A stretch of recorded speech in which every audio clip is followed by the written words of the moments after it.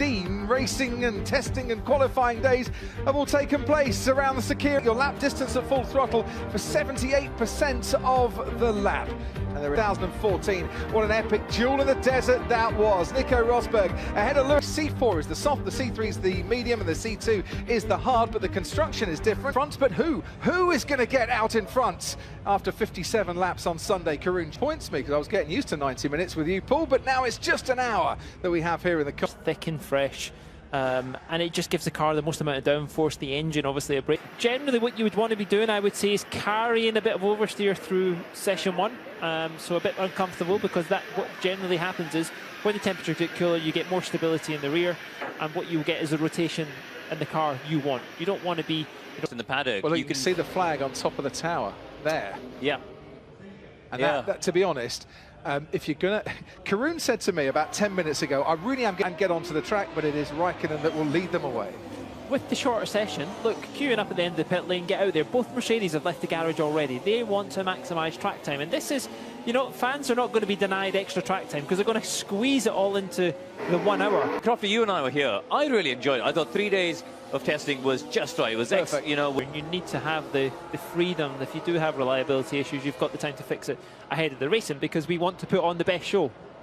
Max Verstappen's lap time, by the way, in FP1, the fastest lap time of the 20 drivers, 1:31. Definitely wasn't able to produce the same lap time, but what they're saying is it's a safer tyre, and it's the same for everyone, so it doesn't... in the middle sector. And we have 20 drivers out on the track at the moment as well, so not surprising me at all that we've got a yellow flag. Mazepin was around that area in the Haas. But whatever he did it swiftly, and we've got a green light, and we can go back to a bit more. I guess he's talking about his own team. Exactly, and what the other thing he added, I thought was significant about his own team, is that they have improved. They've improved from testing. It's only one practice session, might change now, but maybe we haven't even seen what the full... Times deleted for track limits at turn 4, and talking of turn 4, Martin Brundle, good evening to you.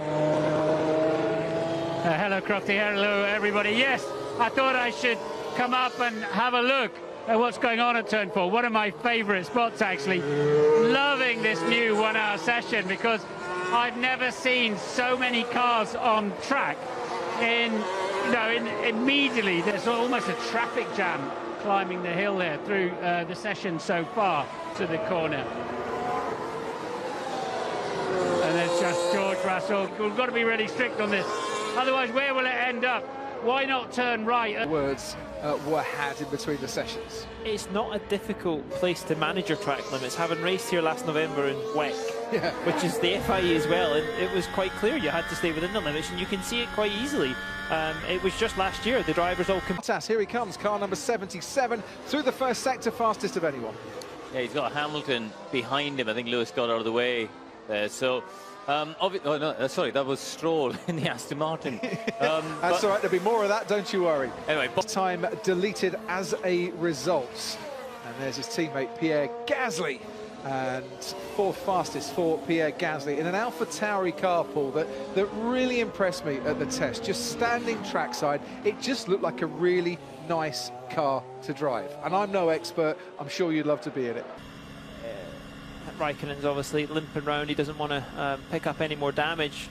But one of the things they were saying with AlphaTauri especially, and the concept that Toto was talking about, if you were watching the show at the beginning, was the high rate cars have benefited from so thin where the dry shafts connect, because of course the friction and the weight within that internals is where you want to get it out. And they're not designed to take an impact from that angle. No. That's the thing. They take a lot of stress and load when they're putting 1,000 horsepower through it. 20 years since his Formula 1 debut, Kimi Raikkonen, to get great juice in the past. What can Esteban Ocon do about that this season? That is Kimi Raikkonen going forwards and backwards into the barriers. Big 3, so he's improved there by about 0.8 of a second, going from the medium tyre, which was his choice of tyre for his first runs in this session, to the red stripe soft tyre.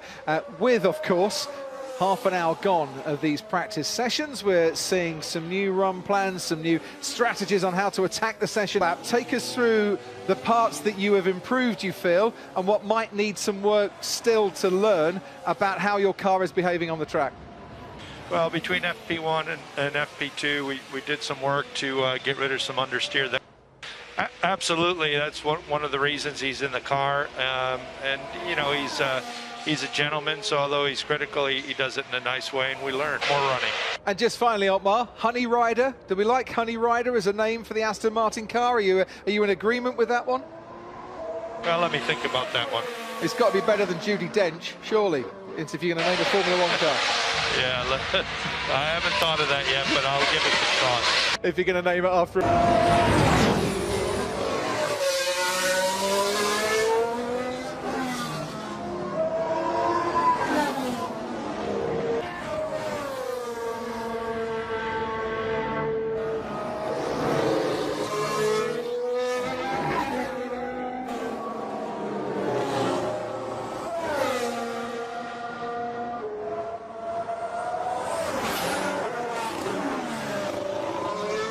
The first sector in Hamilton had done.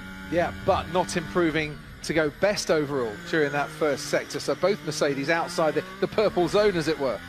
Yeah, they have been, but A little bit of correction at the apex. The rear of the car not quite with him as he got to the apex of the corner. Really good middle sector from Lando Norris on his latest lap. Bottas goes third fastest behind Carlos Sainz in the Ferrari. I wonder, do we explain Sainz's time with a bit of fuel load? The car might be a bit lighter, or was it just a magnificent lap? Mercedes could have put a bit more fuel in as well. That's where it could look lumpy, clumsy, turn the engine down. There's many different things in there, but it shows that we really do have a race to our hands. Big thing for me is Alonso, the standout. He's 7 to 8 tenths down, and he's down in P14. The field has definitely got closer, and that Fuel run on soft tyres the McLaren will have done all season in testing. They didn't do any. Zach Brown, the team boss, confirmed in the lunch break that Andreas Seidel's plan was not to do any low running in the test. So this is it. Let's see what Danny Rick's got. Turn 11, bring the car back across now through turn 12, comfortably flat out, and let's have a look at the second intermediate time. Well, he's 3 tenths down, but there were a couple of purple mini sectors during that overall longer first couple of sectors, and left a bit too much in the locker, thinking, well, I've got to preserve everything for the final sector. But we saw this last year, I think, guys, didn't we? You know, Paul's absolutely right. Daniel, a bit like Fernando Alonso, I think keeps something in reserve for Q2 and Q3. There's, you know, he's building this bank of information in his own head. I think tonight, though, they could possibly go for an extra set, given it's the... I think it might still be the first set of soft. Engineering crew, James Allison down there as well.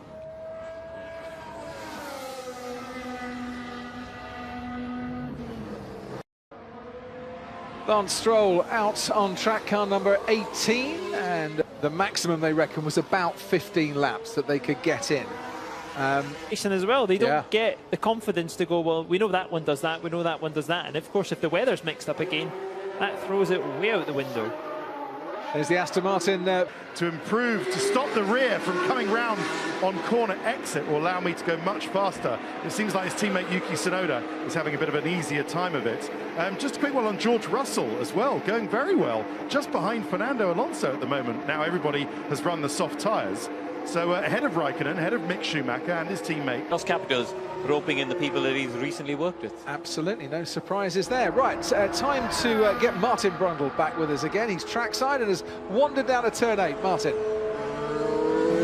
I am indeed. I'm right on the apex of the turn 8. To watch is Tsunoda. But Max Verstappen, that's Stroll, of course, in the Aston Martin. But Max was centimetre perfect through the apex, carrying the speed. And I have to say, so was Lando Norris as well, as we watch now. Verstappen's mind at the moment, only he knows that.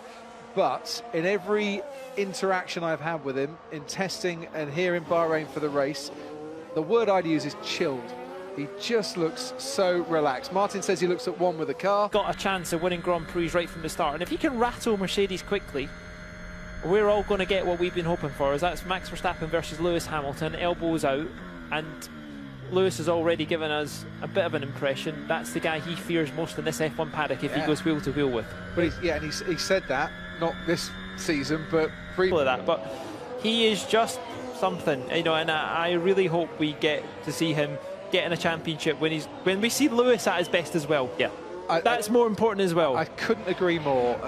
Lewis says, I want fights on the track, I want to win in close battles. Obviously, I want to win, every driver wants to win. But Imagine Max does that to Lewis at the end of this year, takes it away at the end of this kind of turbo hybrid era before we go to the next generation of Formula One, what it's going to be, and then is Lewis going to be able to get on top of it with Mercedes next year if he continues? Is he ever going to get that 8? Best time you get to develop future success in the wind tunnel, and obviously Mercedes are going to be hampered more than any other, and Williams, because they finished last year, are going to benefit more than any other, but that alone should help level up the playing field and give us closer competition. And think of Ferrari, right? Ferrari are going to have 12 and a half. I think it does make us more happy, and we just want to see, we want to see good fights. We want to see drivers pushing each other. We want to see strategies being different. We want to see just entertainment, because this is what this sport's about, and this is where the emotions and the characters of the drivers will get very different, and of course one team will dominate. I've been watching these race runs and the lap times come in, and I tell you, Sergio Perez is quite close to Max Verstappen. He's a few tenths off, not the end of the world, but he'll want to close that down, that lap down a bit. But this, I mean, so many stories. Not only his first race with Sergio, but his first race as a full-blown senior race engineer within Red Bull Racing. absolutely. So we should also mention as well Josh Peckett, who steps up to race engineer duties at Alpine for this year. Josh has had a stellar career and has engineered and helped many a young driver along the way. He worked with Esteban Ocon at Manor and might actually have helped a young lad called... Conditions that you're going to be racing in, so how do you fix that, and how do you give the driver as much confidence? And if you look at the lap time deleted at turn 4, Valtteri Bottas 4 in a row. Yeah, the last 4 laps he's had deleted, 7 tenths slower than Hamilton, I noticed, on the last couple of laps as well. 7 tenths is a massive delta. This is probably pointing out the... going into to turn 10. Quite a big slide there for the 22-year-old from Moscow, who led 28 laps of this normal Bahrain circuit last season before finishing 3rd in the FP2 race, and that is Lewis Hamilton going to the technical director at AlphaTauri. But of course, Karun, of course it's going to be that close, because we're changing the regulations again next year. This is what always happens in Formula One. We get closer, and it gets really compact, and then we're going to change it again. Hopefully, fingers crossed, for the better. There's space, there's a lot of space to get more air in through there. This bulbous cargo plane look-alike of Alpine. He's tweaking the diff at every corner on the lap, and the lap time, 40.0, that's some way off the pace of, even the likes of the McLaren certainly, but even the likes of the AlphaTauris, and he's making a lot of tweaks. Thank you very much, Ted. Meanwhile, Carlos Sainz with an average of a 1:38.4 on it. Were kind of not giving us a full impression at the test. They had a bit more in reserve, and we're just making... There's Valtteri Bottas, who will be very glad, I'm sure, to come into the pits. That's not what Mercedes would want to hear from their driver as the checkered flag comes out. Yeah, I mean, it's not been a good run for them, has it? But I was encouraged to see that. The future as well, as was told to me by the Director of Communications at Ferrari last night, but I totally agree with the point that he was making. You want Ferrari very much to be a part of Formula One, and Formula One in 2020 that promises so much. And in terms of close battles, well, are we seeing the... Yeah, unprecedented. I'm absolutely loving it. And trust me, I've loved both of you. I'm not leaving you out, Karun, I promise. Max Verstappen, quickest in that. Daniel Ricciardo for McLaren, 6th fastest. Yuki Tsunoda, very good. Wow, has that whet your appetite? It certainly has ours. 4 teams